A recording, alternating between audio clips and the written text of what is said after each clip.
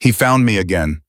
Her voice was barely a whisper, but it hit Jack Brennan like a freight train to the chest. Well, but at this, the little girl's fingers dug into the leather of his vest, her whole body shaking her bare feet, leaving smears of blood on the gravel. 6 years old, alone, and absolutely terrified of something none of the 200 bikers at the rally could yet see. Jack looked down at her, then slowly looked up, and that's when he saw the man walking through the crowd smiling. If this story moves something inside you, please subscribe to our channel and follow Emily's journey all the way to the end. Drop a comment and tell me what city you are watching from. I want to see how far this story has traveled. The Landers County Motorcycle Rally happened every July, and it was the kind of event that turned the quiet town of Crestfield, Tennessee into something louder and wilder than itself for exactly 3 days. 200 bikes, open grills, country music bleeding into classic rock, and the smell of motor oil mixed with barbecue smoke so thick you could taste it. Jack Sledge Brennan had been coming to this rally for 11 years. He was 43, built like a man who had made peace with hard living, with a beard going silver at the edges and hands that had fixed more engines than he could count. He was the road captain for his chapter, a man his brothers trusted with their lives and on the highway, and a man the local police had learned to respect, even if they never quite said so out loud. He was standing near the water station, drinking a bottle of water, and half listening to his brother Marcus argue about carburetor settings on a 78 shovelhead when it happened. The crowd parted not all at once, but in that strange way crowds do when something wrong enters the space. A ripple, a gap, and through that gap came a little girl running so hard her whole body was tilted forward like she might fall at any second. She was small, too small. Her hair was tangled and dirty, and she wore a thin cotton dress that had been white once maybe. Her feet were bare, and she was bleeding not from one place but from several, the kind of scattered cuts and scrapes you get when you've been running through brush and gravel for a long time. She didn't stop when she saw the bikers. She ran straight toward them. She ran straight toward Jack. He didn't think. He just crouched down and opened his arms, and she crashed into him so hard it rocked him back on his heels. Her arms went around his neck, and she held on with a strength that didn't belong in a 6-year-old's body, and she pressed her face into the side of his neck. And she was crying, not the kind of crying children do when they scrape a knee, but the deep, ragged, desperate crying of someone who has been holding terror inside them for a very long time. "Hey, hey," Jack said, and his voice came out softer than he expected. I got you, you're okay." She shook her head against his neck. "No," she whispered. "He found me again." Jack felt every hair on his arm stand up. He looked over her shoulder at Marcus, who had gone completely still. Marcus was a big man, 6'4", a veteran not easily shaken, but his eyes were wide and his jaw was tight, and he gave Jack a single slow nod that meant, "I see it too. Something is very wrong here." "What's your name, sweetheart?" Jack asked, keeping his voice steady even though his heart was hammering. She pulled back just enough to look at him. Her eyes were blue and red-rimmed and ancient in a way that child's eyes should never be. "Emily," she said. "Emily, okay? Emily, I'm Jack. Nobody's going to touch you while I'm holding you. You understand me?" She searched his face for a long moment the way children do when they've been lied to enough times that they've learned to look for proof. Then slowly she nodded. "Who found you?" Jack asked. "Who are you running from?"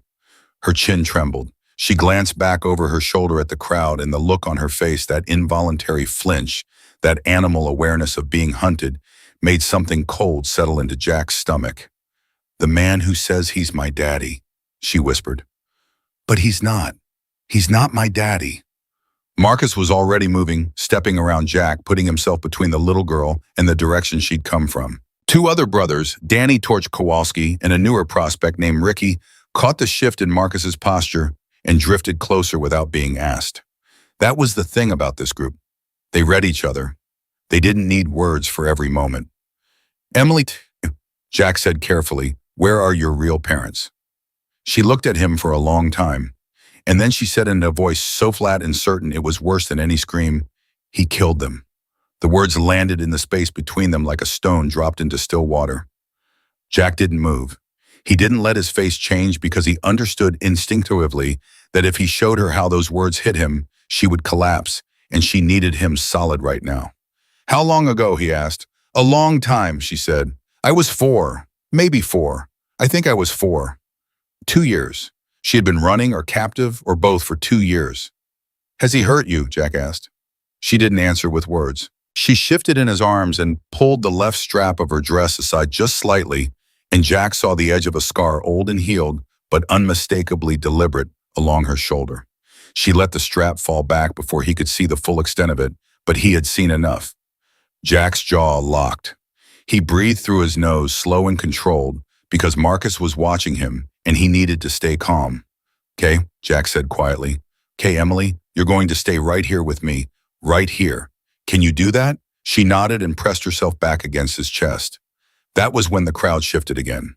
Jack felt it before he saw it, a change in the energy of the people around them, a subtle parting that meant someone was approaching with purpose and with the kind of confidence that expected the crowd to make way. He stood up slowly, keeping Emily pressed against his side, his hand flat against her back. The man who walked toward them was not what Jack expected. He was maybe 40, clean-shaven. He wore pressed khaki pants and a pale blue button-down shirt open at the collar. He was handsome in a forgettable way, the kind of face you'd trust on a bank commercial. His hair was neat, his shoes were clean, he was smiling. And the smile was the wrongest thing Jack had ever seen on a human face because it was perfectly calibrated. Not too wide, not too forced, just warm enough, just worried enough. The smile of a man who had practiced it. "Oh, thank God," the man said, and his voice was warm too, and relieved, and Jack felt Emily's grip on his vest tighten like a vice. "Emma, baby, I have been looking everywhere for you." He took a step forward. Jack didn't move. He didn't step back. He didn't step aside.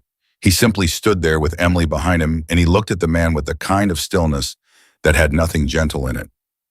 The man stopped. For just a half second, a fraction of a second that most people would have missed, something moved behind his eyes. Not fear, not exactly. More like recalculation. Then the smile came back wider now, sheepish almost. He ran a hand through his hair. "I'm so sorry," he said. "She does this sometimes. She runs. We're working on it with her therapist.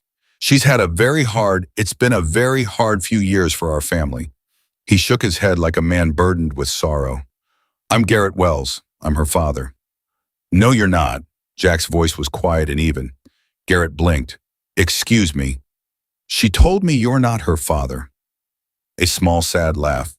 "Sir, I understand she may have said that, but she has episodes where she gets confused. She's been through trauma, and she sometimes doesn't recognize." "She's not confused," Jack said. She knew exactly what she was saying. The crowd around them had grown. 30, 40 people. Bikers mostly, but some civilians who drifted in from the outer edges of the rally. Nobody spoke. Nobody moved. They were all watching Garrett, and Garrett was still smiling, but the smile was doing more work now, visibly like a man pushing a stalled car uphill. Marcus had positioned himself to Garrett's left without being obvious about it. Torch was to his right. Ricky had moved around to stand behind the man, not threateningly, just present, a loose net professionally arranged. "Look," Garrett said, and he let some frustration into his voice. Now the natural, reasonable frustration of a father being questioned. "I understand this looks alarming, I get it, but she's my daughter. She has documents. I have custody papers I can show you." He started reaching into his back pocket. "Show me," Jack said. Garrett pulled out a folded document and held it out. Jack didn't take it. He looked at it without touching it because he wasn't interested in the paper. He was interested in the hand holding it. The hand was steady, completely unnaturally steady. Jack had been in enough situations.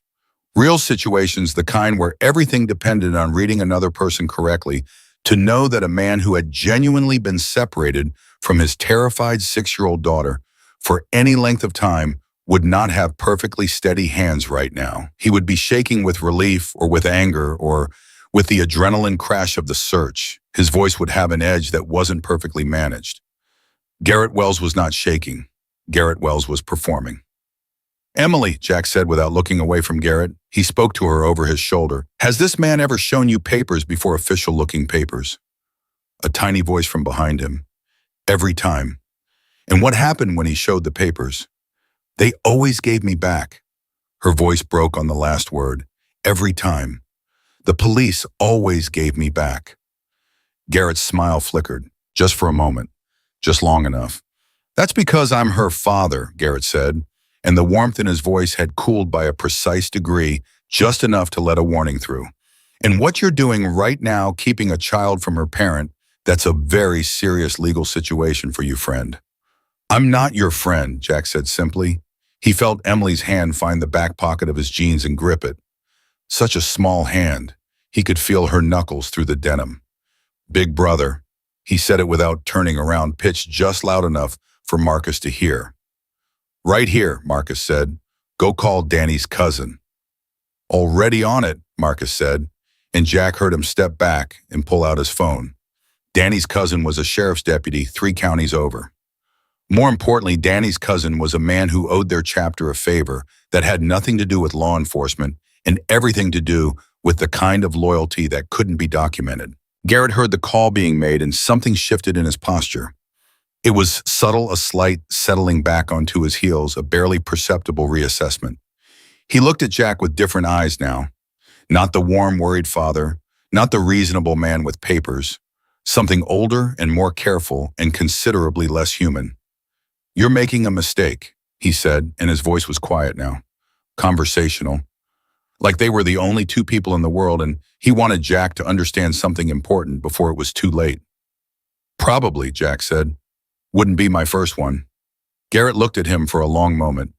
Then he looked down just briefly at the edge of the crowd where Ricky was standing. And Jack watched him calculate exits, obstacles, witnesses in the span of about 2 seconds. A mind that moved like that quickly and that coldly in the middle of a public scene, was not the mind of a distressed parent. It was the mind of a man who had done this before. I'll be back with the police, Garrett said pleasantly. And when I am, you'll want to have her ready. We'll be here, Jack said. Garrett turned and walked away, unhurried, clean shoes on the gravel, and he didn't look back, and that was the thing that stayed with Jack long after the man had disappeared into the crowd. He didn't look back at the little girl he claimed was his daughter. Not once was. A real father would have looked back. Jack turned around. Emily was pressed against Marcus's leg now, Marcus's enormous hand resting lightly on top of her head like a shield, and she was watching the place where Garrett had been with the eyes of someone waiting for the next hit. Not the terror of a child, the vigilance of a survivor. Jack crouched down in front of her again. Emily, listen to me. She looked at him. He's gone right now. You're safe right now. But I need you to tell me some things. Can you be brave for a few more minutes? She thought about this with a seriousness that would have broken a lesser man. Then I've been brave for 2 years, she said. Jack had to look away for a second. Just a second. He pressed his thumb and index finger against the bridge of his nose and breathed. Yeah, he said when he could. Yeah, I know you have.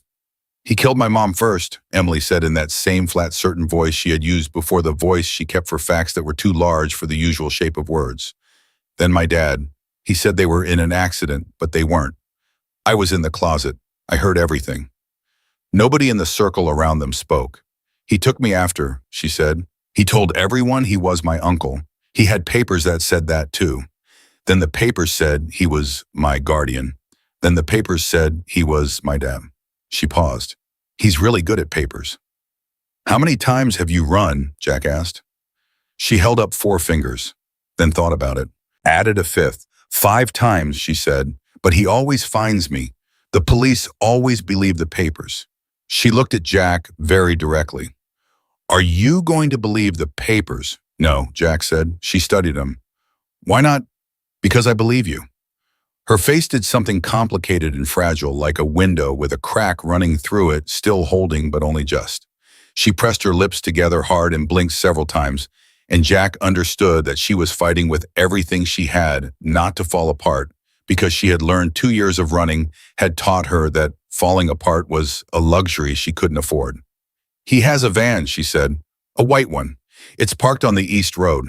I saw it when I ran past. He always parks far away and walks in, so nobody sees him with me. Marcus had his phone out and was texting with his thumb fast and purposeful. And he has a bag in the van, Emily continued. I've seen inside it.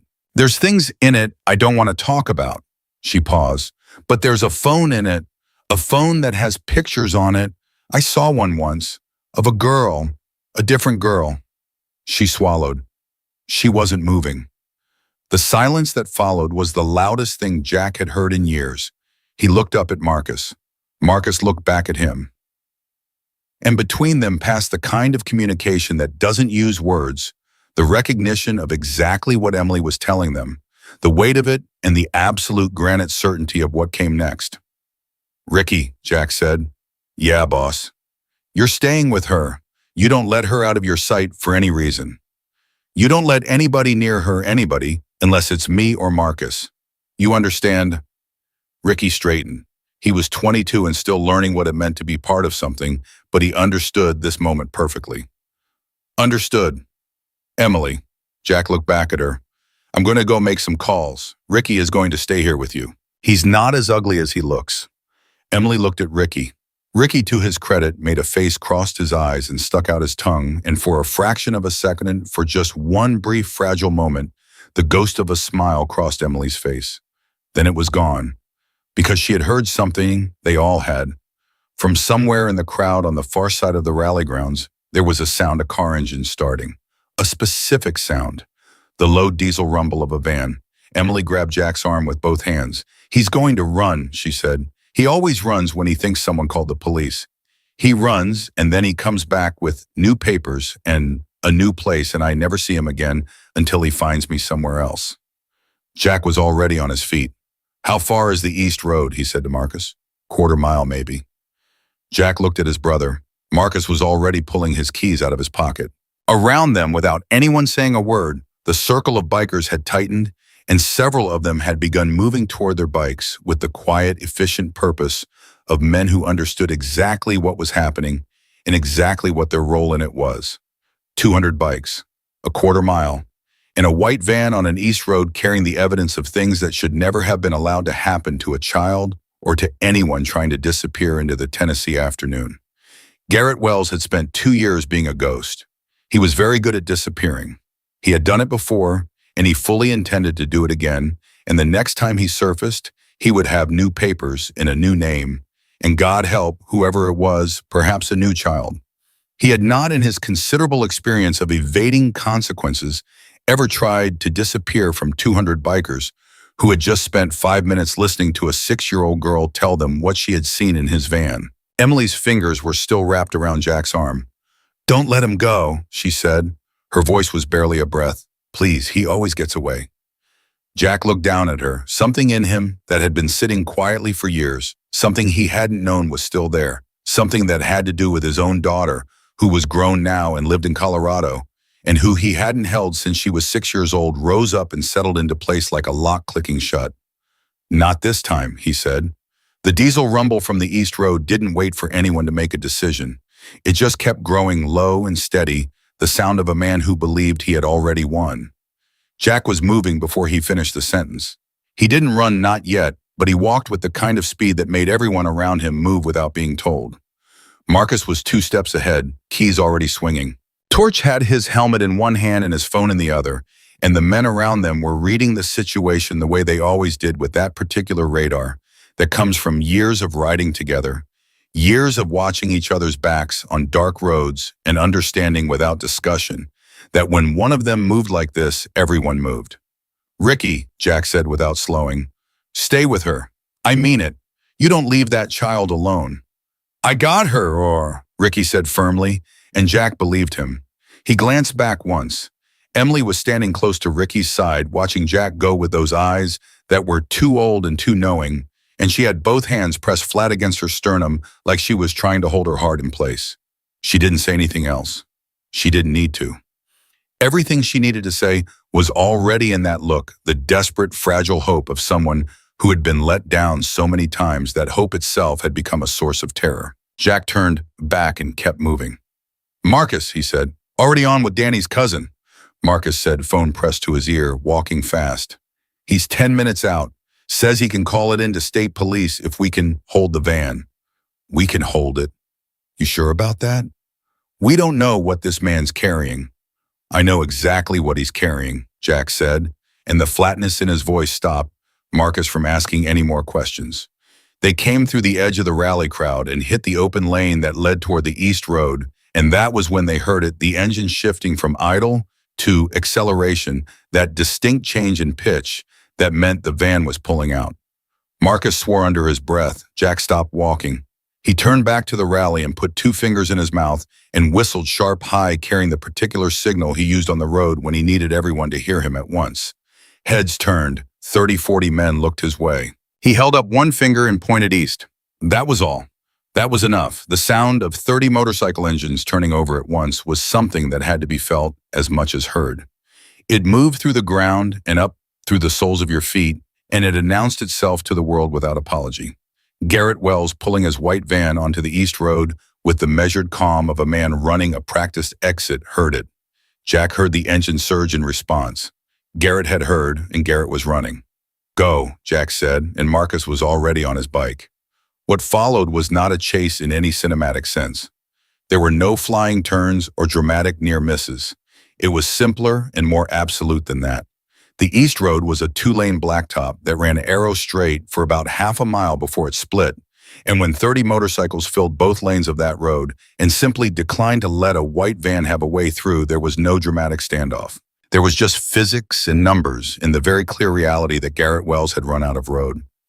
The van stopped. Jack rode up to the driver's side window on his bike, cut the engine, and sat there. For a long moment, nothing moved.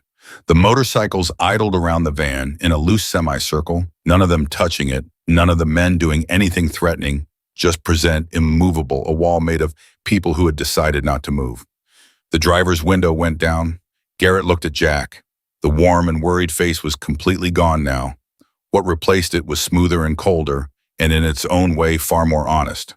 This was the real face, Jack understood. Everything else had been costume. This is false imprisonment, Garrett said calmly. You're looking at federal charges. My brother's on the phone with a sheriff's deputy right now, Jack said. State police are being called. You're going to want to stay in the vehicle. Something moved in Garrett's eyes. A rapid calculation. You have no probable cause to hold me. That little girl is my legal daughter.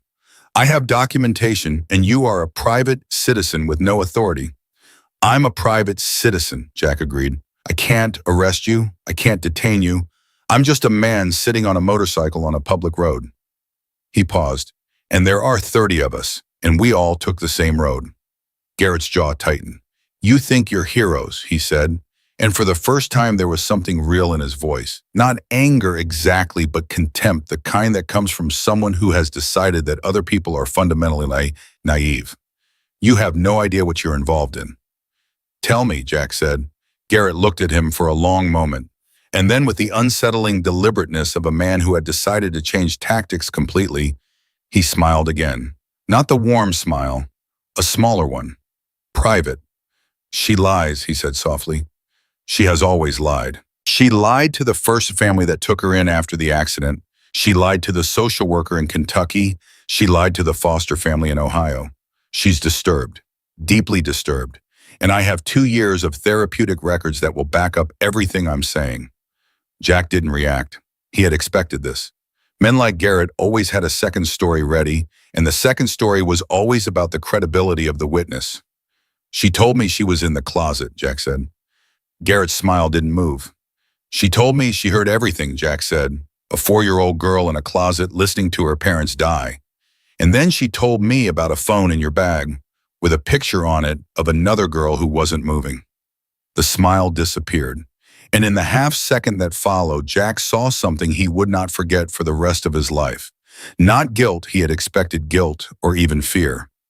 What he saw was something closer to recognition. The look of a man who has been keeping an inventory of his own sins and has just heard someone accurately read from the list. It lasted less than a second. Then Garrett's face closed like a door slamming shut. I want a lawyer, he said. Smart, Jack said. Sit tight. He pulled his phone out and walked back to where Marcus was standing 20 feet from the van, speaking low and fast into his phone. Marcus covered the receiver and looked at Jack. Danny's cousin says state police, ETA, is about 12 minutes. FBI field office got a call. He won't tell me from who. Jack frowned. FBI, who called the FBI? Marcus shook his head slowly. Then after a pause, he said the name Garrett Wells is already in their system, brother. The words landed with the weight of everything they implied. Already in the system. Not a new case, not a first report. A name that someone somewhere had already logged, which meant Garrett Wells had done this before, had been suspected before, had slipped through before, had been a ghost before. And whatever Emily had seen on that phone, whatever that picture was, it was not the first. Jack looked back at the van. Garrett sat motionless in the driver's seat, both hands on the wheel, staring straight ahead with the patience of a man who knew that patience was his best remaining weapon. How many? Jack asked quietly, and he wasn't sure if he was asking Marcus or asking some larger, darker question that didn't have an answer yet. Marcus didn't say anything. He didn't need to. Jack walked back toward the rally. Emily was where he'd left her, still next to Ricky, but she had sat down on the ground at some point, just folded herself down, cross-legged on the gravel, like her legs had made the decision without consulting her, and she was holding a piece of paper that someone had found for her. She had a short pencil in her hand, and she was drawing something, and Jack didn't interrupt that. He stood a few feet away and watched, and Ricky met his eyes and gave the smallest shake of his head. She hasn't said much. The shake said, she's managing the only way she knows how. The drawing took shape slowly. Jack could see it from where he stood. Rough pencil strokes, a child's perspective, big shapes, simple lines. But even from 5 feet away, what she was drawing was unmistakable. A group of large figures. A small figure in the middle.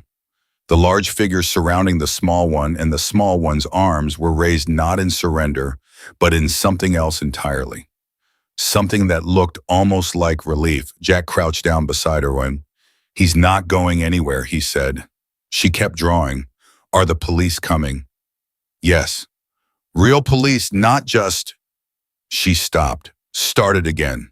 "Last time there were police who came and they talked to him for a long time, and then they told me I had to go with him. They believed him." Her pencil moved. "They were very nice about it. The lady officer cried when she told me, but she still did it." Jack had been a grown man in the world for 43 years. He had seen things. He had done things he wasn't proud of. He was not a man who fell apart easily. But hearing that the lady officer cried when she told me, but she still did it, required him to gather himself in a way he hadn't needed to in a long time. "The FBI is coming," he said. "Do you know what the FBI is?" She nodded. "They're the ones who look for people, missing people." "That's right." She stopped drawing. She looked at the paper for a moment. Then she looked up at Jack with those devastating eyes. "Are there other kids?" she asked. "Kids like me," Jack held her gaze. He had made a decision walking back from the van that he was not going to lie to this child. She had been lied to and managed and handled for 2 years, and she deserved better than that from him. "We don't know yet," he said, "but we're going to find out." She nodded slowly, like she had already suspected. Like some part of her, the part that had been watching and listening and surviving for 2 years, had already put it together. "He told me once," she said quietly, "that I wasn't the first little girl he helped. That's what he called it, helping." She said the word with a precision that was heartbreaking. "He said the others didn't appreciate it either. At first." The others. Jack stood up. He turned away from Emily for a moment, just long enough to press his hand flat against the nearest motorcycle and breathe one breath controlled, because if he let himself feel the full weight of what she had just told him while she was watching, he would not be useful to her. "Ricky," he said without turning around, his voice tight but even. "Right here. Get Torch over here and tell him to bring whatever he's got in his saddlebag, water, food, anything, and find a jacket. She needs something warmer than that dress." "On it." He turned back. Emily was drawing again. The picture had changed. She'd added something to it. Along the top of the page, in unsteady capital letters that a 6-year-old would make, she had written 3 words. "They believed me." The spelling was wrong. The sentiment was not. Jack sat down on the gravel beside her leather vest, and all because he had decided that the ground was where he needed to be right now, at her level, not looming over her, not managing her from a height. She glanced at him sideways, surprised for a moment, then went back to drawing. "Jack," she said after a while. "Yeah. What if the papers work again? What if the FBI looks at the papers and..." "Emily." He said her name firmly but gently, the way you set something fragile on a solid surface. "Look at me." She looked. "Whatever papers he has in that van there is also a phone in that van. with things in it that no forged custody document in the world can explain away. You understand, she held his gaze for a moment. You believe me about the phone. I believe you about everything. She looked down at her drawing. She added one more line, a small figure, the small one, and it was smiling. Just barely. A small, uncertain smile. But there, the sound of sirens in the distance was the most welcome sound Jack had heard in years. Not close yet, but real. Coming. Marcus jogged up from the direction of the East Road. The state trooper is on scene at the van. Deputies there. They're running the plates now. He paused. Jack. Something in his voice made Jack stand up. What? The van's plates don't match the vehicle registration. Jack stared at him. The registration says a 2019 Ford Transit, Marcus said. The van out there is a 2021. Different VIN entirely. He paused again, heavier. And when the deputy ran the name Garrett Wells through the system, how many? Jack said again. This time he meant the question. Marcus looked at him for a long moment, and then he held up 4 fingers. 4 open missing persons cases. 4 children, 4 names in a federal database that nobody had been able to close because the man responsible had been very good at papers, very good at faces, very good at walking into a room and being exactly what frightened, overwhelmed people needed him to seem like. 4 children. And Emily made 5. Except Emily had run. Emily had run 5 times, and the 5th time she had run into a motorcycle rally in Crestfield, Tennessee, and thrown herself into the arms of a man named Jack Brennan, and Jack Brennan had not given her back. Does the deputy know? Jack said. FBI's being patched through to the scene right now. They're pulling everything. Jack turned back to Emily. She was watching him with that careful, attentive gaze she had heard Marcus approach, had read the shift in the adult energy around her, and was waiting to learn what it meant. She was so good at reading adults. She'd had to be. Emily, Jack said carefully, was there ever a time when you were with Garrett, when there were other children around? Even briefly. Maybe someone he introduced you to, or someone you saw. She thought about this with that solemn, methodical thoroughness she brought to everything. There was a girl, she said slowly, before me. I think before me. He had a picture of her in the house, a regular picture like a school photo. When I asked who she was, he got very quiet, and then the picture was gone the next day. Jack nodded very still. And one time, Emily continued, in the van there was a backpack, not my backpack, pink with stars on it. I asked where it came from, and he said it was from a donation place. She paused, but it had someone's name written inside. Not my name. Do you remember the name? She thought. Lily, she said. It said Lily. Marcus had his phone out again, already typing. The sirens were getting closer. Jack could hear more than one now, multiple vehicles coming from the direction of the highway, and beneath them, a different sound, the distinctive thump of a helicopter in the distance. The kind of response that didn't happen for a standard custody dispute. The kind of response that happened when someone in a federal building had pulled up a file and said, "Get everyone there now." Garrett Wells had been in the system. And the system had finally, after God only knew how long, caught up with the road. Jack looked at Emily. "Do you hear that?" he said. She listened. She nodded. "That's for you," he said. She looked at the drawing in her lap, at the large figures surrounding the small one, at the 3 misspelled words along the top. She traced one finger over them, not pressing hard enough to mark the paper, just touching. Then she folded the drawing carefully in half and held it out to Jack. "Can you keep it?" she said. "So you don't forget?" Jack took it. He folded it again and put it in the inside pocket of his vest, close against his chest. "I won't forget," he said. The first trooper's car came through the rally entrance at speed, and the crowd split apart for it automatically. And behind it came a second car, and behind that, an unmarked black SUV that had Federal all over it before the door even opened. And for the first time since Emily had come running through the crowd, bleeding barefoot, 2 years of terror, in her eyes, Jack felt the weight of it begin just slightly to shift. But only slightly, because Garrett Wells was still sitting in that van on the East Road. And he was very, very good at making things go his way. And whatever he said to the FBI agents in the next 10 minutes, Jack understood with absolute certainty would be the most dangerous thing that had happened all day. The black SUV hadn't fully stopped before the door opened. The woman who stepped out moved like someone who had trained herself to waste nothing, no extra motion, no unnecessary pause. She was maybe 40, compact, with close-cropped hair, in the kind of posture that announced authority without requiring a uniform. She wore a dark jacket, a badge clipped to her belt, and an expression that gave away exactly nothing. She scanned the rally grounds in one practice sweep, then found Jack. She walked directly to him. "Agent Carla Reyes, FBI," she said. "You're Brennan." "I am." "Where's the child?"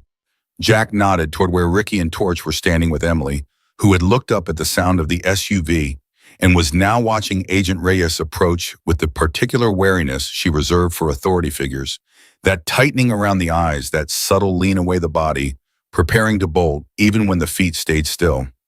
Reyes clocked it immediately. She slowed her pace visibly, and as she reached Emily, she crouched down without being asked, bringing herself below eye level. "Hi, Emily," she said, and her voice was completely different from the one she'd used with Jack. Softer, unhurried, the voice of someone who had done this before. "My name's Carla. I'm not here to take you anywhere. I just want to talk." "Okay." Emily looked at her badge. "Are you real FBI?" "Real as it gets." He said once that real FBI would never believe a little girl over a father with papers. Emily's eyes stayed steady on Reyes's face. "He said that specifically." Reyes held her gaze without flinching. "He was wrong," she said simply. Something in Emily's posture shifted, not relaxing, not yet, but acknowledging. She looked at Jack, and Jack gave her a small nod, and she looked back at Reyes and said, "Okay." Reyes stood and pulled Jack 2 steps to the side, dropping her voice. "The name Garrett Wells is attached to a federal investigation that's been open for 3 years. We've had him on our radar in connection with the disappearances of 4 children across 5 states. Every time we get close, he surfaces somewhere new with clean documentation and a credible story." She paused. "We've never been able to hold him because we've never had a living witness who could speak to his identity directly." Jack stared at her. "You've known about this man for 3 years. We've suspected there's a difference. There are children." He stopped himself, controlled it. "Marcus told me there are 4 open cases. 4 confirmed, possibly more." Her voice stayed professional, but something moved behind her eyes. "The Lily and Emily's account, we think that's Lily Cardinade, the years old, disappeared from a rest stop in Missouri 14 months ago. Her pink backpack with her name inside was never recovered." She looked at Jack directly. "Until now." The ground felt like it shifted slightly under Jack's feet, not physically, but in the way understanding shifts when something you suspected becomes something you know. "He's in the van," Jack said. "I know, my people are with him now. He's already asking for his attorney and constructing a narrative." Her tone was dry-clipped. "He's good at it. I'm not going to pretend otherwise.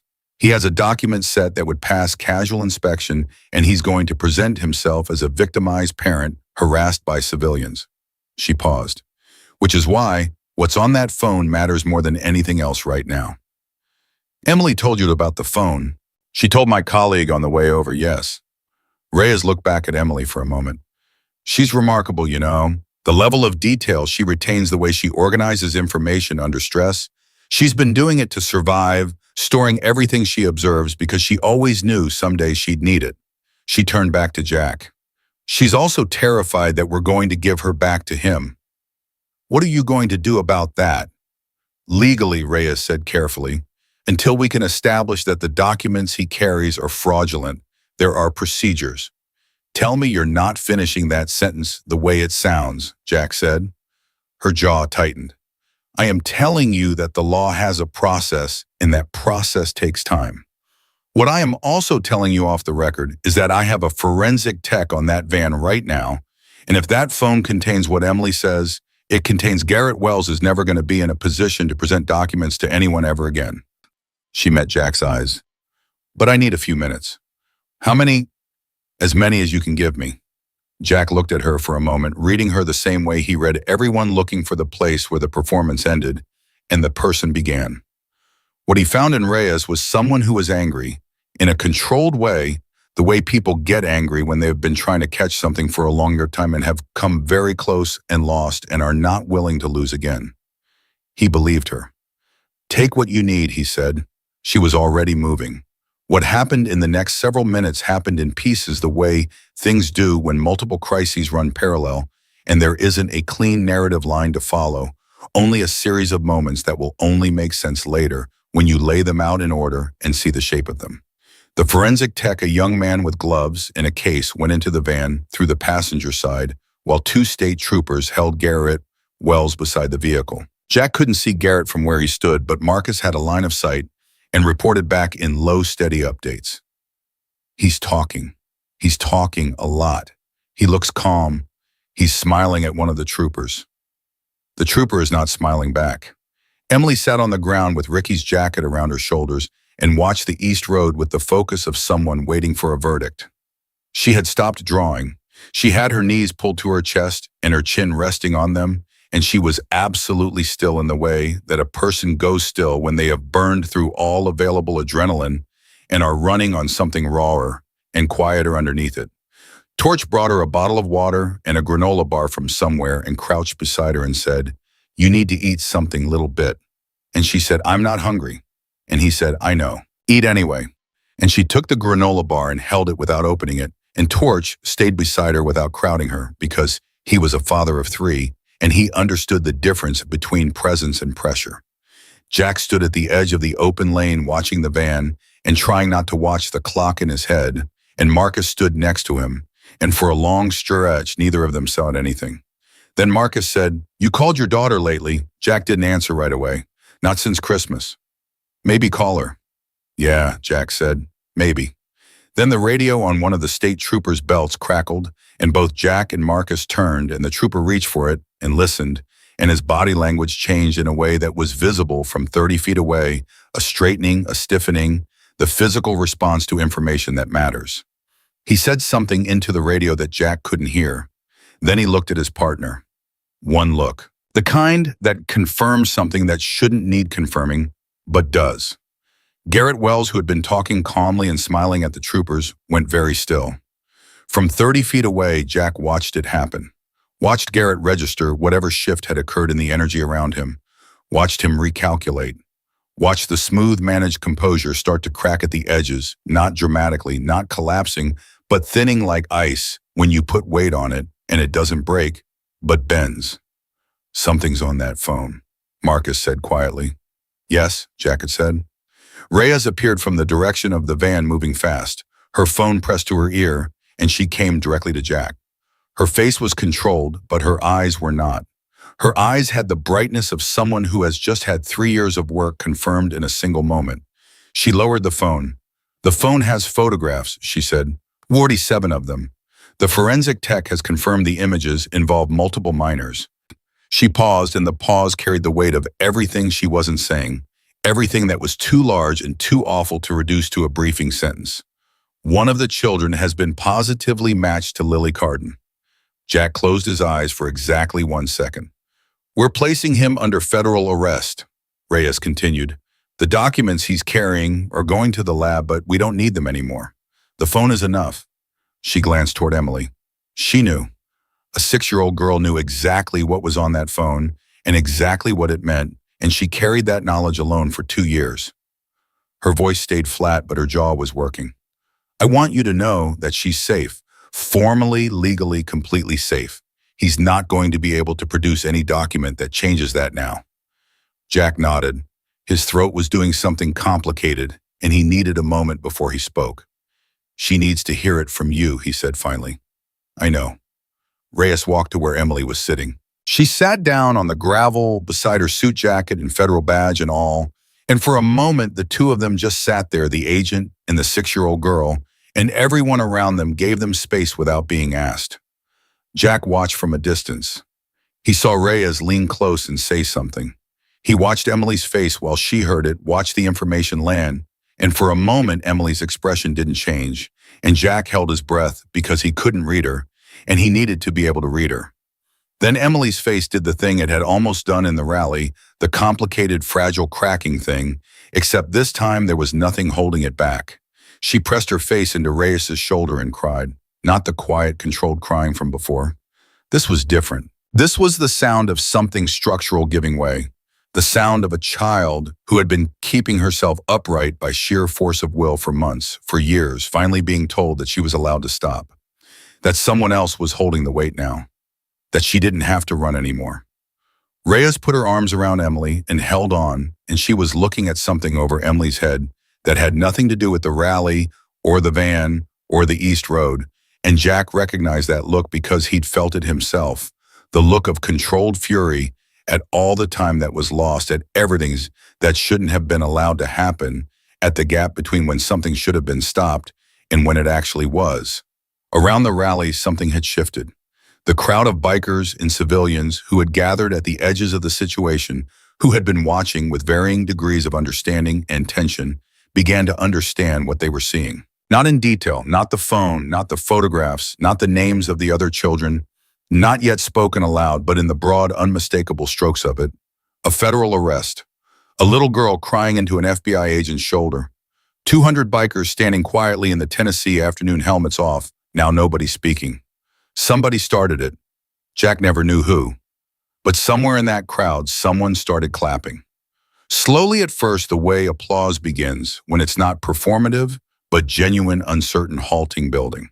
And it spread the way those things spread, not because anyone decided to join, but because the moment earned it, because sometimes human beings do the right thing, and the people around them recognize it and can't help but respond.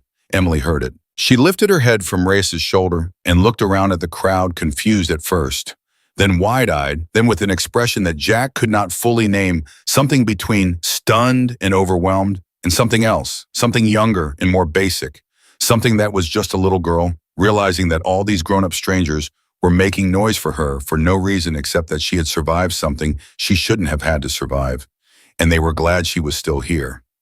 She looked at Jack. He was already looking at her. She held up the drawing, the one she'd given him. Then she pointed at him and pointed at the drawing and then pressed her hand to her chest, and he understood. That's yours now.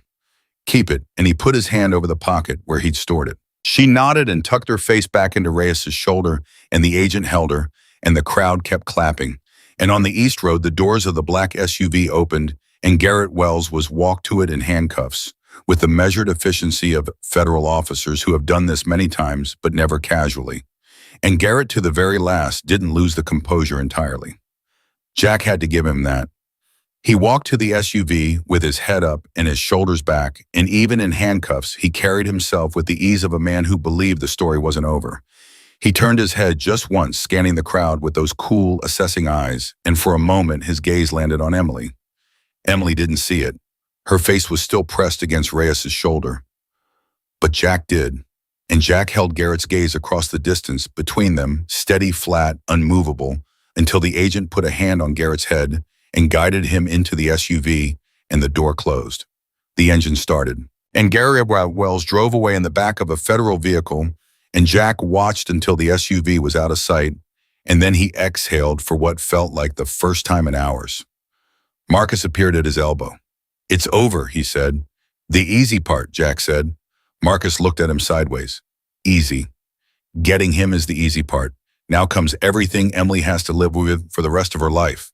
He paused. "That part's not over. That part's barely started." Marcus was quiet for a moment. "She's got people working on it. Reyes seems solid." "She is." Jack reached into his vest pocket and touched the folded drawing. "But she needs more than solid federal agents." "What does she need?" Jack watched Emily, who had pulled back from Reyes now and was sitting up straight, wiping her eyes with the back of her hand, with the practical thoroughness of a child who has cried and is done crying and is ready for whatever comes next. Torch had moved closer and was sitting cross-legged on the gravel near her. Not talking just there, and Ricky was on her other side, and two more brothers had drifted in, and she was in the center of this loose circle of large, leather-clad men who were all trying to look casual and failing completely because every single one of them was watching her, like she was the most important thing in the county. "She needs to know the world has more of that in it than it has of him," Jack said. He walked back over. He sat down next to her on the gravel again. She looked at him, and her eyes were red and her face was blotched, and she still had the granola bar in her hand unopened. "He's gone," she asked. "He's gone." She looked down at the granola bar. She opened it. She took a small, careful bite. like someone learning to trust that food would still be there for the next bite. Then she looked up. Jack, she said. Yeah, there were other kids. You know that, right? The ones before me. I know. Did they find them? Her voice was very quiet.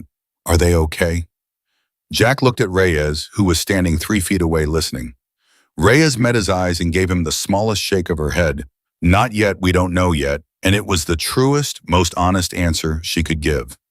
Jack turned back to Emily. They were looking, he said.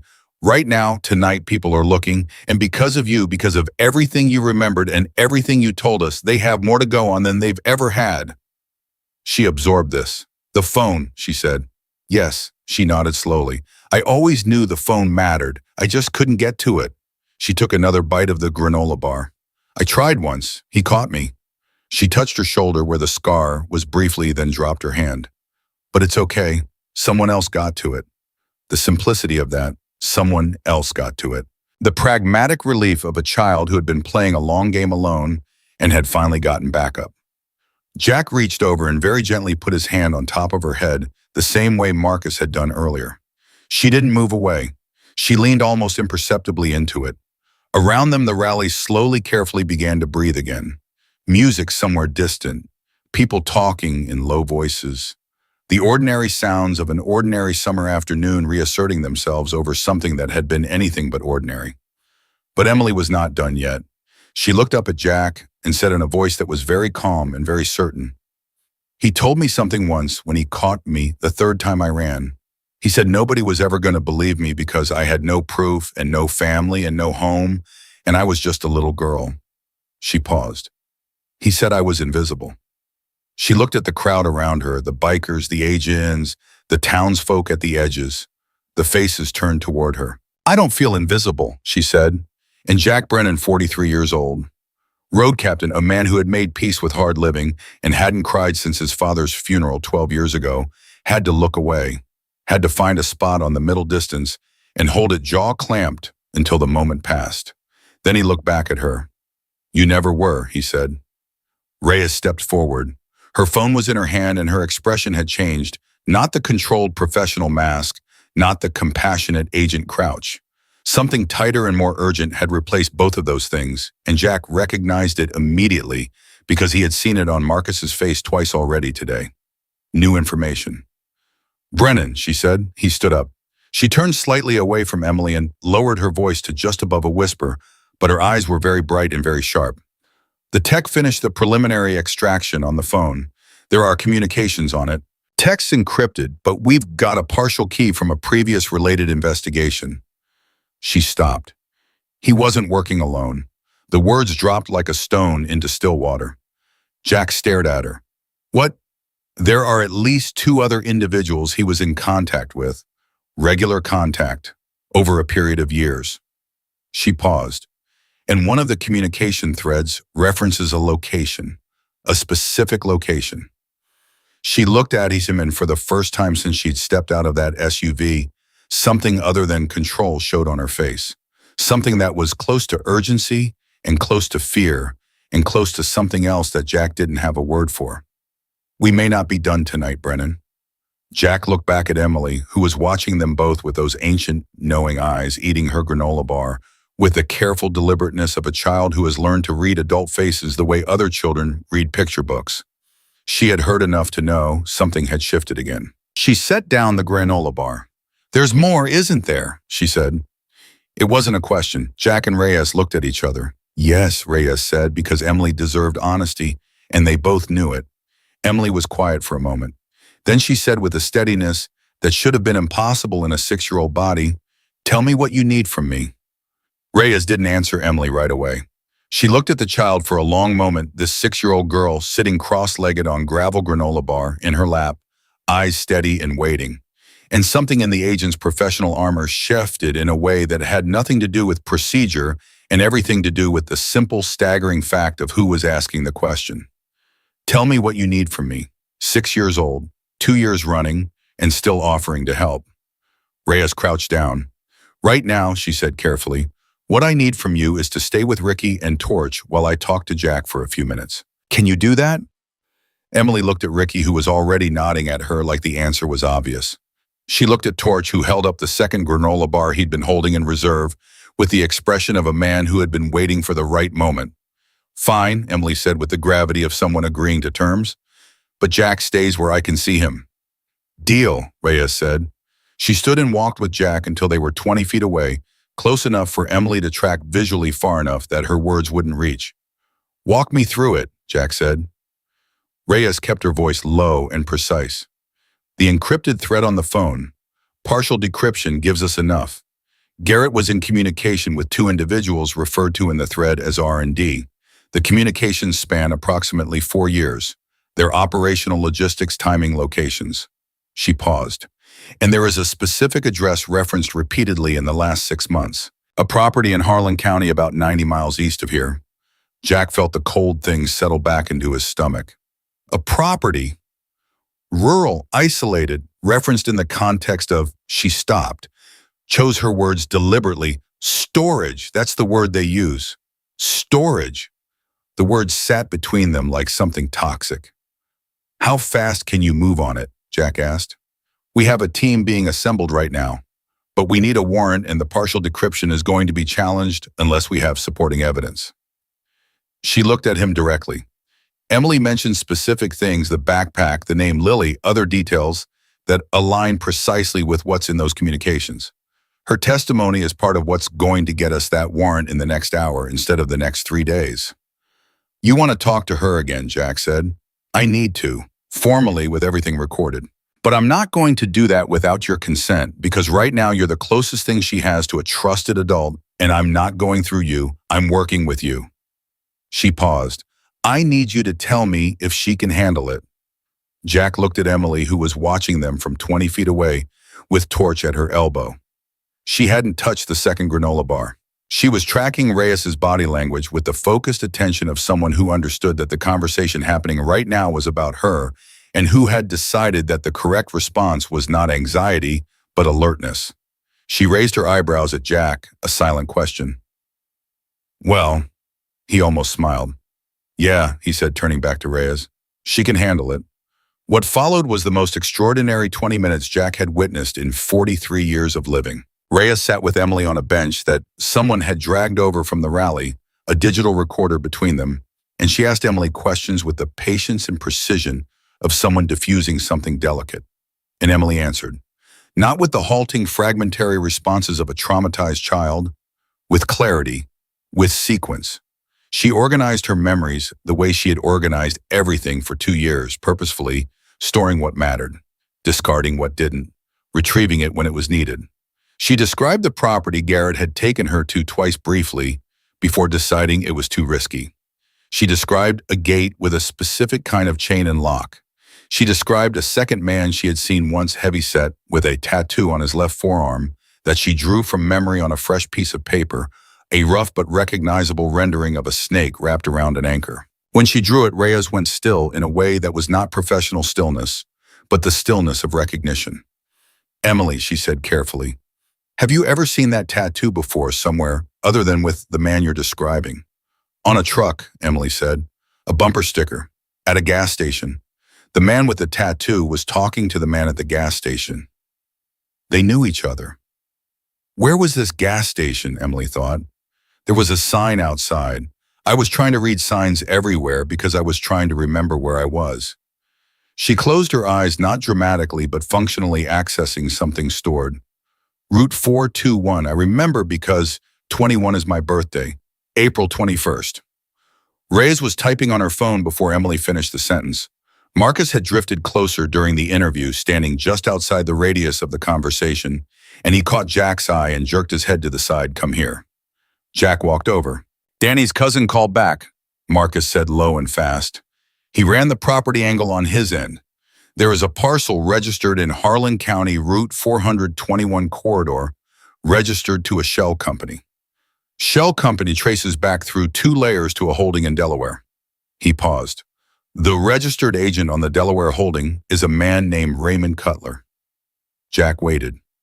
"Raymond Cutler has a prior 2009 charges dropped for transporting a minor across state lines." Marcus's voice was completely flat. He has a tattoo on his left forearm. It's in the prior arrest record. Jack turned and looked at Reyes, who was still working her phone, and he walked back to her and said quietly, Raymond Cutler, Route 421, Harlan County. She looked up. Where did you... Does the name mean anything? Her jaw set.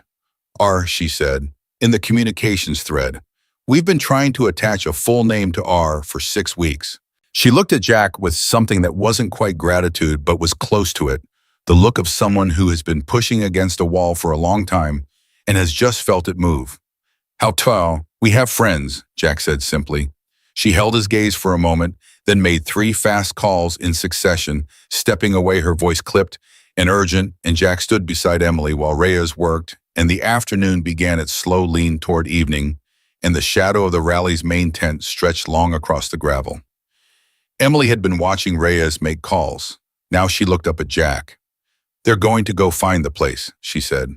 It wasn't a question. Yes. Are there kids there?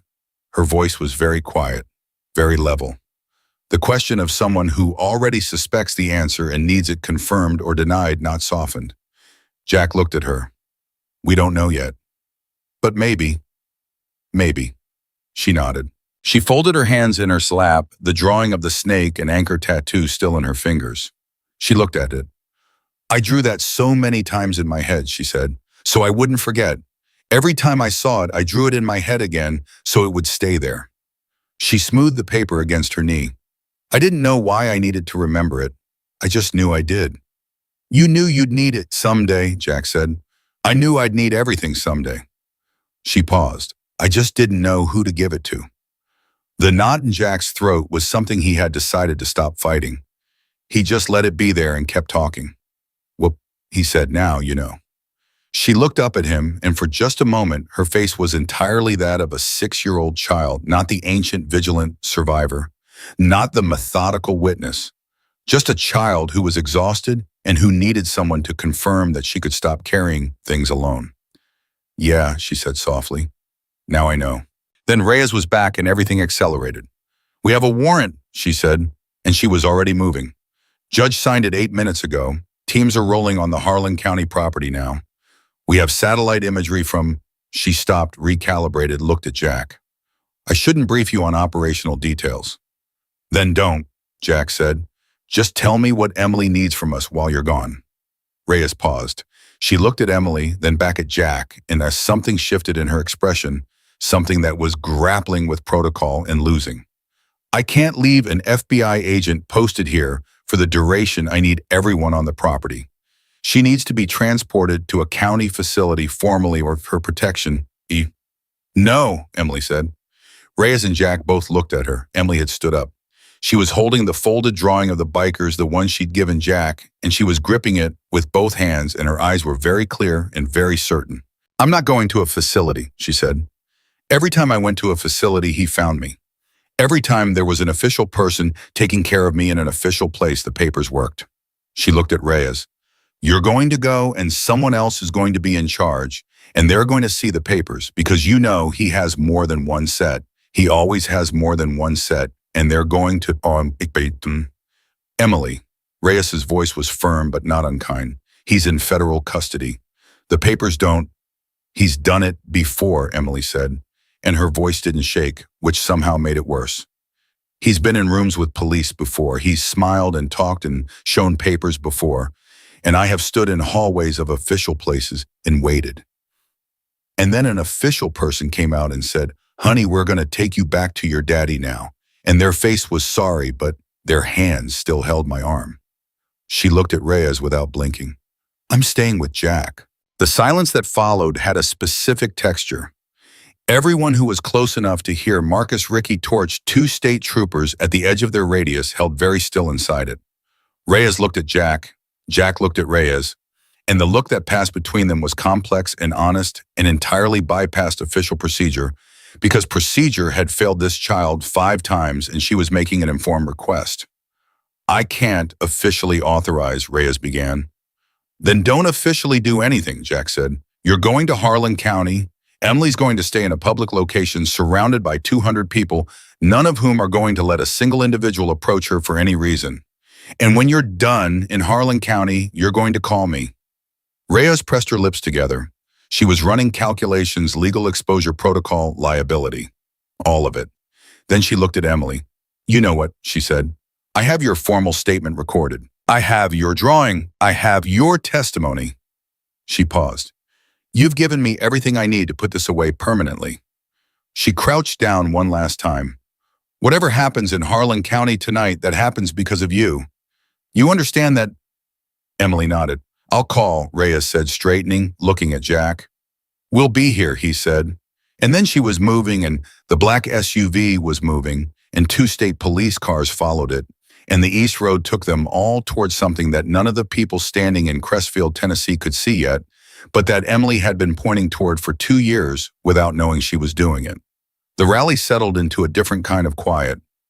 Not the festive noise of before that was gone permanently altered by the afternoon, but a respectful, watchful quiet. Word had moved through the crowd the way word always moves through a crowd that has witnessed something significant, not in a complete or accurate form, but in its emotional shape. A little girl, a bad man, the FBI, and the bikers who had stood between the two. People were staying. Nobody was packing up and leaving. They drifted near without being intrusive, and several of them brought things a proper meal from the food vendors. A soft flannel shirt that someone's wife had in their saddlebag, a stuffed animal that a family with their own young kids pressed forward with a quiet, "This is for the little girl."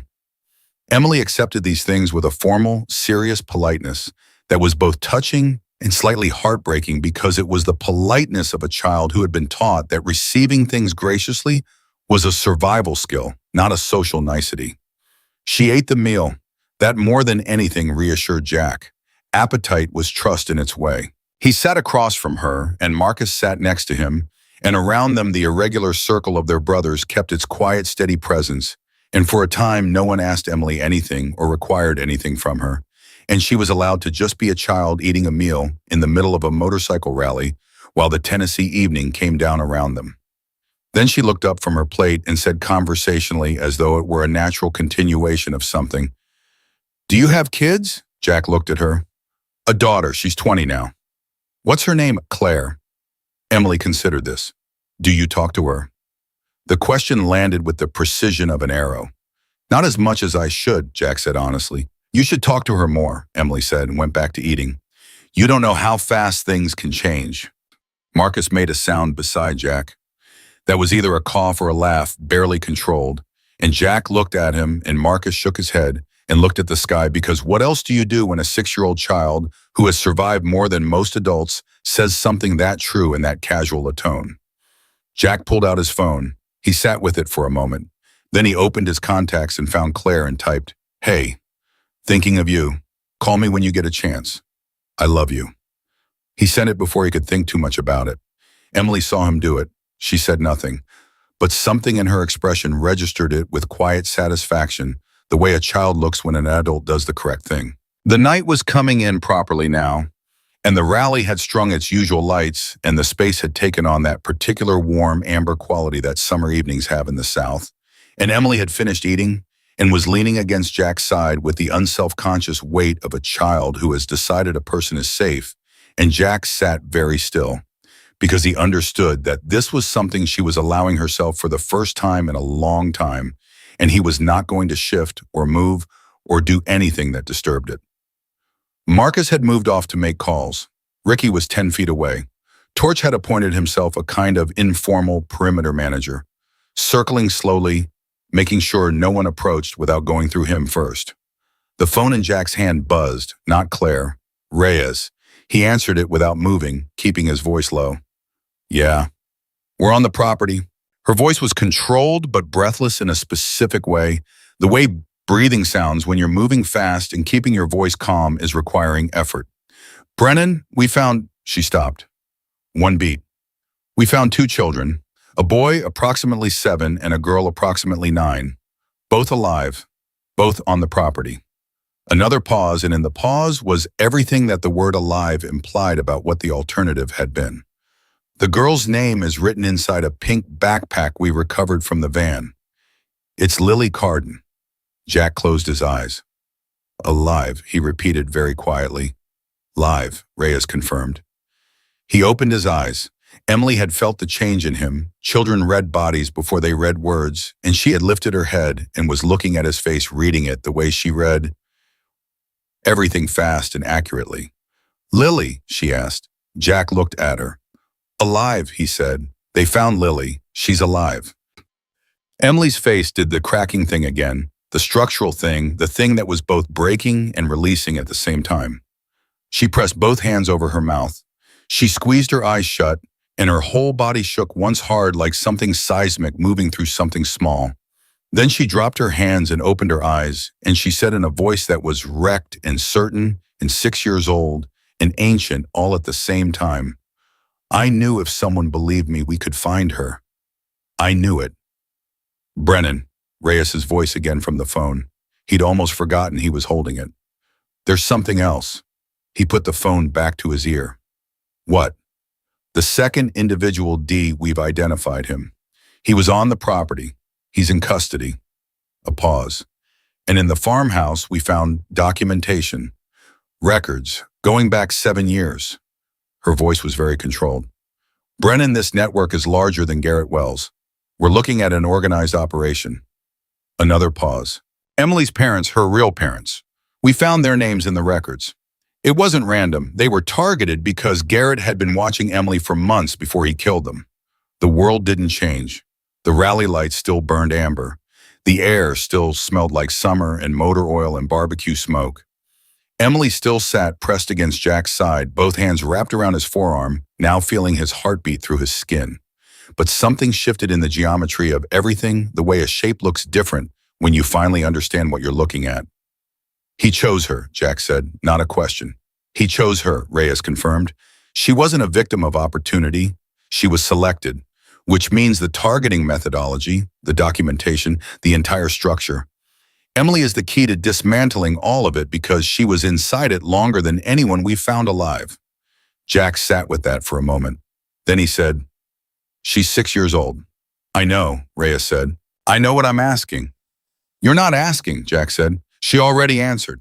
An hour ago when she said, 'Tell me what you need from me.'" He exhaled slowly. "But she does it on her terms. She does it with people she trusts in the room. She does it at a pace that doesn't break her." "You understand me?" A pause. "Understood," Reyes said. "I'll be back in 2 hours. Tell her." Another pause, and beneath it was something that Reyes hadn't allowed herself all day. Something human and exhausted and furious at the length of time all of this had taken. "Tell her that because of her 2 children are sleeping somewhere safe tonight who weren't going to be." "I'll tell her," Jack said. He hung up. He put the phone in his pocket. He sat for a moment with the weight of everything Reyes had said, organizing it, deciding what Emily needed to hear now and what could wait. Emily was watching him. She hadn't rushed him. She had waited with that particular patience that wasn't natural to children her age, but had been built into her by necessity, the patience of someone who has learned that information comes when it comes, and rushing it changes nothing. 2 kids, Jack said, a boy and a girl, both safe. She breathed out slowly. And Lily. Lily's safe. Her grip on his forearm tightened for a moment, hard, then released. She leaned her head back against his side. Above them, the first stars were appearing faint in the last of the evening light. "Jack," she said. "Yeah. Do you think my mom and dad know where they are now? Do you think they know what happened today?" Jack was quiet for a moment. He was not a man who spoke easily about things he couldn't verify. He dealt in facts and engines, in roads. But there are questions that live in a different place than facts in the space where a child has been brave for 2 years in the dark and has earned the right to hear something true. "Yeah," he said. "I think they know." She was quiet for a long time, then very softly, "Good." And around them the rally held its warm amber light, and the brothers held their quiet circle. And the Tennessee night came in full and steady, and in Harlan County, 90 miles east, 2 children were being wrapped in emergency blankets and carried toward ambulances, and in a federal holding facility, a man named Garrett Wells sat across from a defense attorney and understood for the first time in his careful practice of life that he had run out of room. And in the center of all of it, pressed against the side of a biker named Jack Brennan, a 6-year-old girl named Emily, finally closed her eyes. She slept for 40 minutes, Jack knew, because he didn't move for 40 minutes. He sat with his back against the side of a parked bike, and Emily against his side, and he counted the minutes the way you count things when you're afraid that moving will break something fragile. And at the 40-minute mark, she stirred and made a small sound and went still again. And at 43 minutes, she opened her eyes. She didn't say anything at first. She just looked at the rally lights and the stars and the people moving quietly in the amber-lit distance, and she took one long breath, and then she said, "I dreamed about my mom." Jack didn't respond immediately. He gave the words the space they deserved. "Good dream," he finally asked. "She was in the kitchen," Emily said. "She was making pancakes. She always burned the edges a little, and she always said that was the best part." She paused. "In the dream, they smelled exactly right." Another pause. "I hadn't remembered the smell in a long time." Jack sat with that. "I think my brain gave it back to me," Emily said with the matter-of-fact wonder of a child encountering something she doesn't have full language for yet. "Because today I was finally—" she stopped. Started again. "Because today it was finally okay to stop being scared for a minute. And when I stopped being scared, there was room for the pancakes." Jack looked at the stars. His jaw was doing the thing it had been doing all day, working against something he couldn't say. "That's a good way to put it," he managed. "Jack." She sat up a little, looking at him fully. "Do you think they're going to let me stay with you, or do I have to go somewhere official?" He had been preparing for this question since Reyes left. He had turned it over during the 40 minutes she slept, looking for an honest answer that wasn't also cruel, and he hadn't fully found one. "I don't know yet," he said. "There are rules about where children go after situations like this. Reyes is working on it." "Ice rules," Emily repeated in a tone that cataloged exactly what 2 years of rules had done for her. "I know," Jack said, "but Reyes is not the kind of person who lets rules do the wrong thing if she can stop it." He paused. "And I'm going to make some calls tonight. People I know, people who know people." He looked at her. "I'm not done yet. You understand me?" She studied him carefully.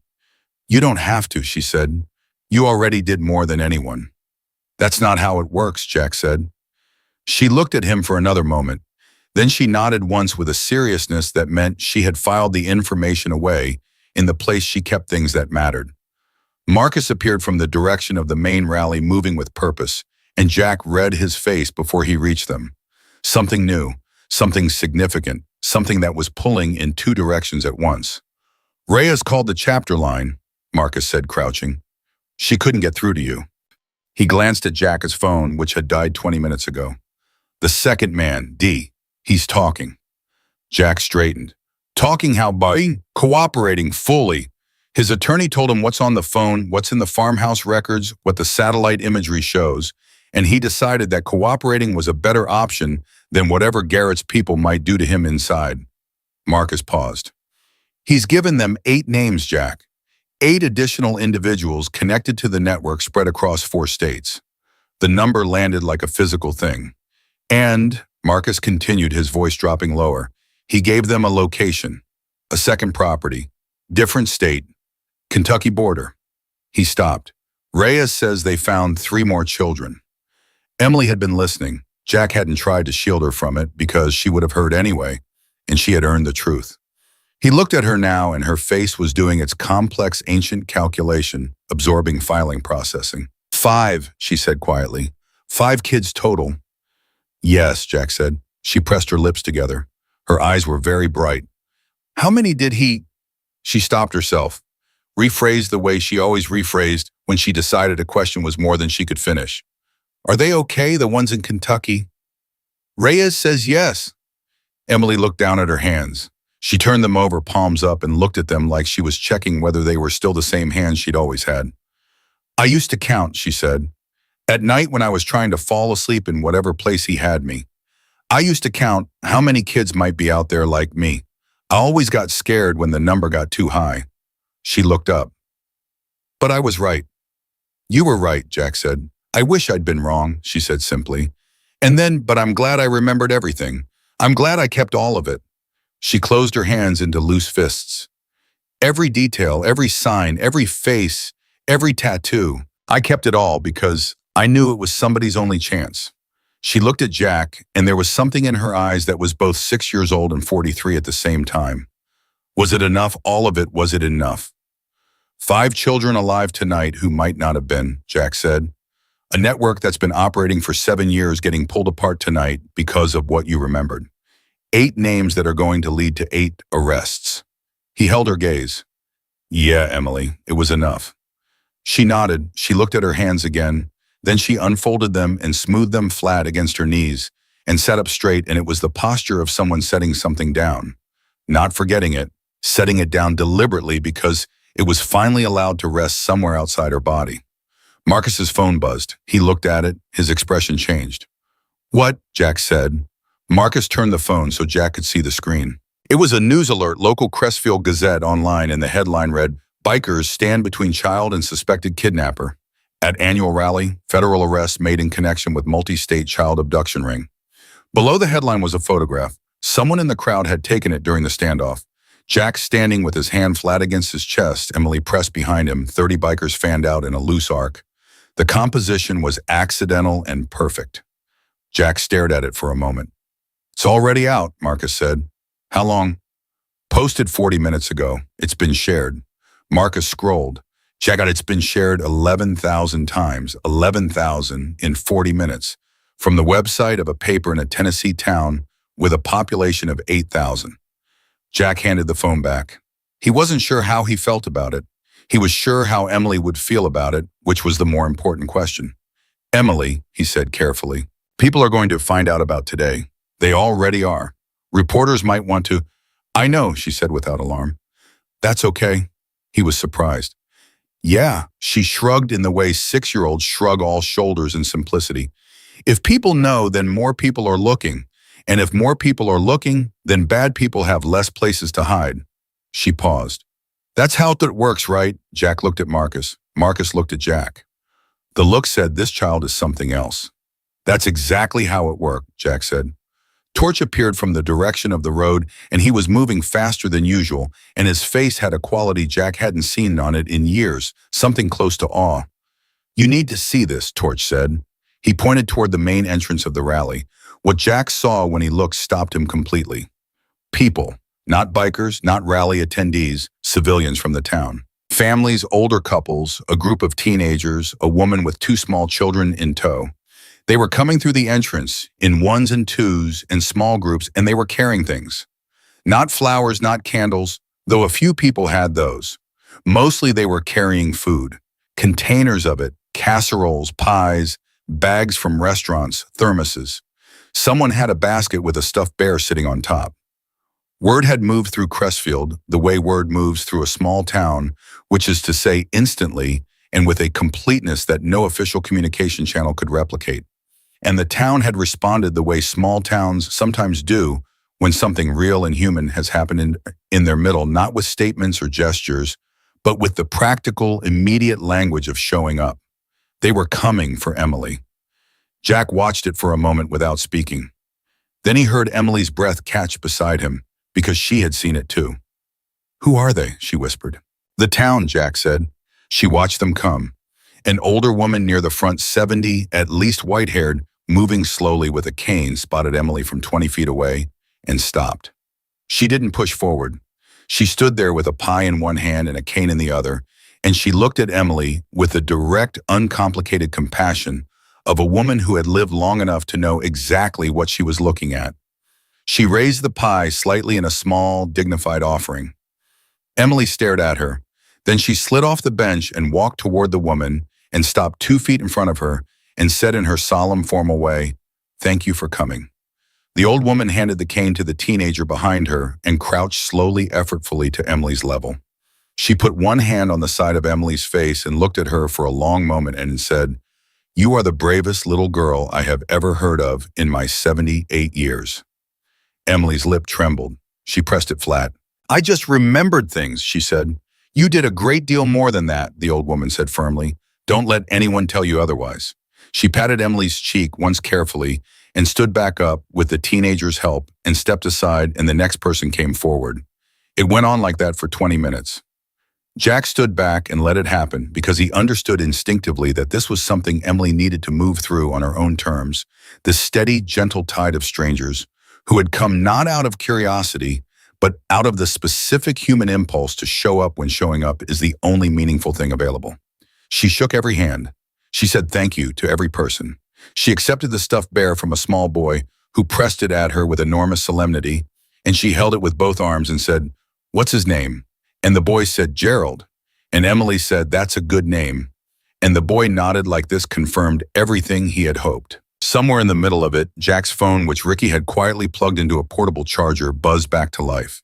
He had 17 missed calls, 4 from numbers he didn't recognize, 3 from reporters he would later determine, 1 from his chapter president, and 1 from a Colorado area code. Claire. He stepped away from the crowd and called her back. She picked up on the first ring. "Dad?" Her voice was tight with something held under control.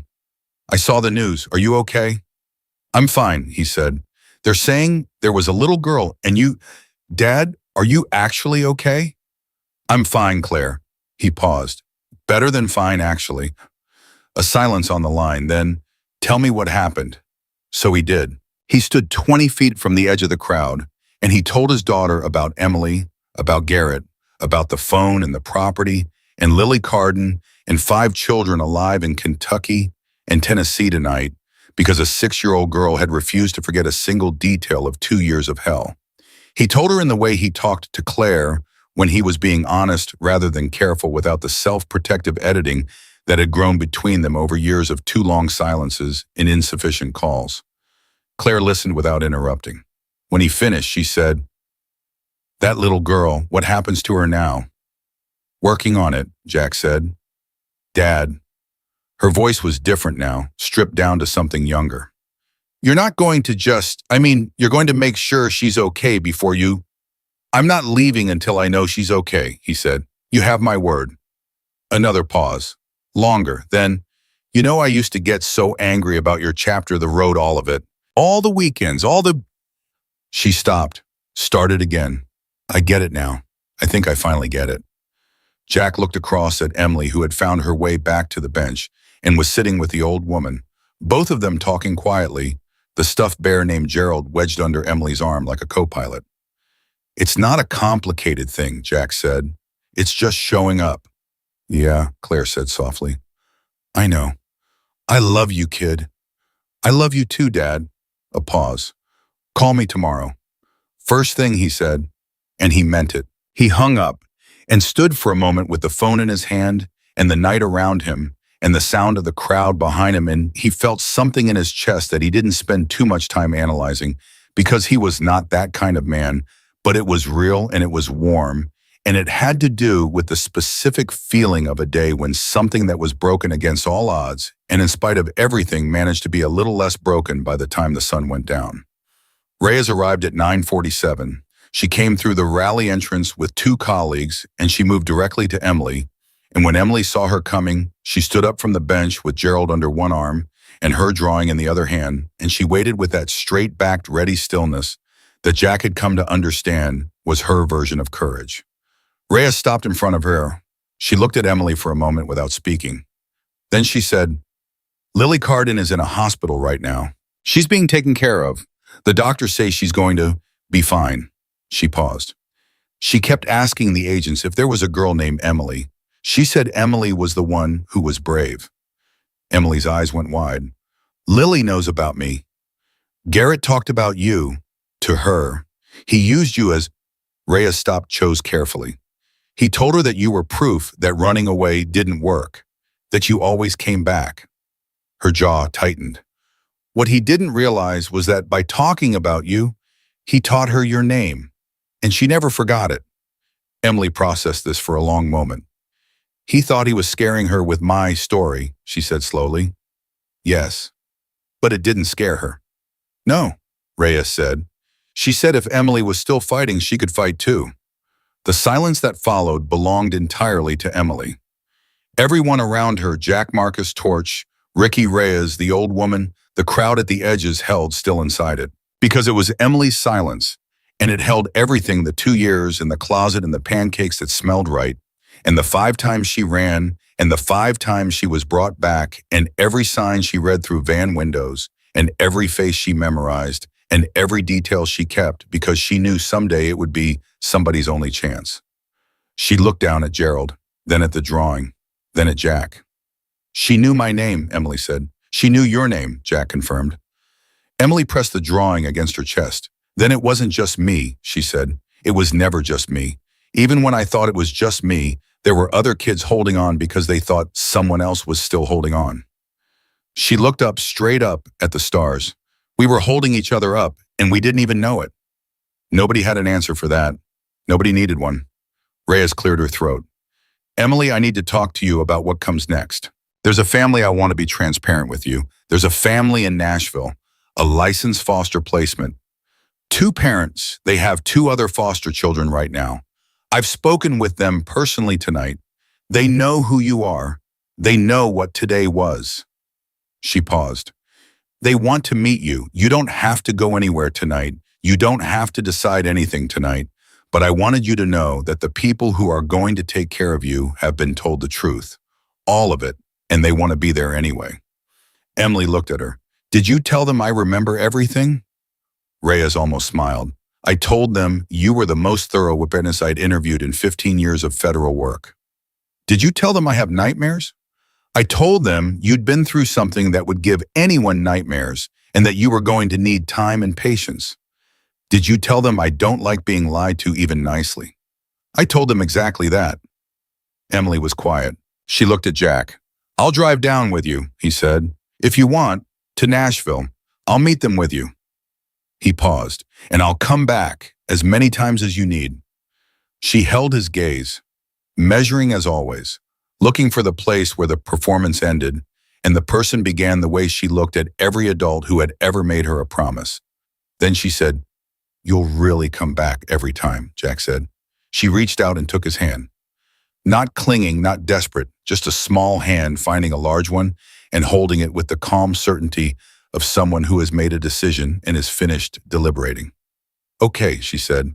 What happened after that was not dramatic in the way the rest of the day had been. There were forms, there were phone calls, there were the practical and unglamorous logistics of a child being transferred into proper care. Reyes handled it with the efficiency of someone who had decided that the system was going to work correctly tonight, or she was going to have words with it personally. The chapter brothers stayed until the paperwork was done, standing around in the way large men stand when they want to be useful, and the useful thing right now is just to be present. At some point, the old woman from the town, her name was Margaret, Jack learned, and she had lived in Crestfield for 50 years, and she was not a woman who minced anything, took Jack's arm and said, You know what you did today? We just didn't move, Jack said. Margaret looked at him with 78 years of having heard men minimize things. That's often the whole of it, she said. At 11:15, a car from the Nashville family arrived. Jack had expected strangers. What stepped out of the car were a man and a woman in their 40s, both of them clearly nervous in the way honest people are nervous, and the woman was holding a small bag that had a change of clothes in it that she'd bought on the drive down because she hadn't known what size Emily was and had guessed, and it was slightly wrong, and she apologized for it immediately, and Emily said, It's okay, I can roll up the cuffs, with such practical kindness that the woman's eyes filled up and she pressed them shut and said, Right, yes, of course you can. Emily looked at Jack one last time before she got in the car. She held up Gerald. Okay if I keep him. Gerald goes with you, Jack said. She nodded. She looked at Marcus Torch. Ricky, the assembled brothers, all of them standing at a respectful distance in a loose arc, unconsciously repeating the shape she had drawn on paper hours earlier, the large figures surrounding the small one. She looked at each face, filing them, storing them. Because that was how she lived in the world, she kept everything that mattered, held it safely inside where no one could take it. Then she reached into the bag she was carrying and pulled out the drawing. Not the one of the bikers, she'd given that to Jack. A new one done on a napkin from the food vendor while no one was watching. She held it out to him. He took it. It was simple, rough pencil lines on a white napkin. A small figure and a large figure beside it, and the large figure had its hand resting on the small figure's head. Underneath, in the same unsteady capitals, they did not let go. Jack folded it once, twice, put it in the inside pocket of his vest next to the first one. Neither did you, he said. She got in the car. The door closed. Through the window, she pressed one hand flat against the glass, and Jack pressed two fingers to the side of his forehead in a small salute, and then the car pulled out of the rally grounds and onto the road, and Jack watched its tail lights until the dark took them. Marcus stood beside him. Neither of them spoke for a long moment. Then Marcus said, "Hell of a day." "Yeah," Jack said. "You think she's going to be okay?" Jack reached into his vest and touched the folded napkin through the leather. He thought about a 6-year-old girl who had spent 2 years in the dark, keeping every detail, every sign, every face, every name, not because anyone told her to, but because some part of her, deeper than fear and stronger than exhaustion, had refused to give up on the idea that someday the right person would believe her. He thought about Lily Carden holding on in a farmhouse in Kentucky because she knew someone named Emily was still fighting. He thought about 5 children who were somewhere safe tonight. He thought about the drawing in his pocket and the words on it in the hand that had made them. "Yeah," Jack said. "She's going to be okay." And he meant it not as comfort, not as hope, not as the thing you say when you don't know what else to say. He meant it the way you mean something when you have watched a person survive the unsurvivable and come out the other side still standing, still remembering, still reaching for the next hand in the dark. Emily had found the right people on the right day in Crestfield, Tennessee, and the world had shown her that it still contained more of the Jack Brennans than the Garrett Wellses, and she had believed it, and she had gotten in the car, and she was going to be fine. That was the whole of it. That was enough.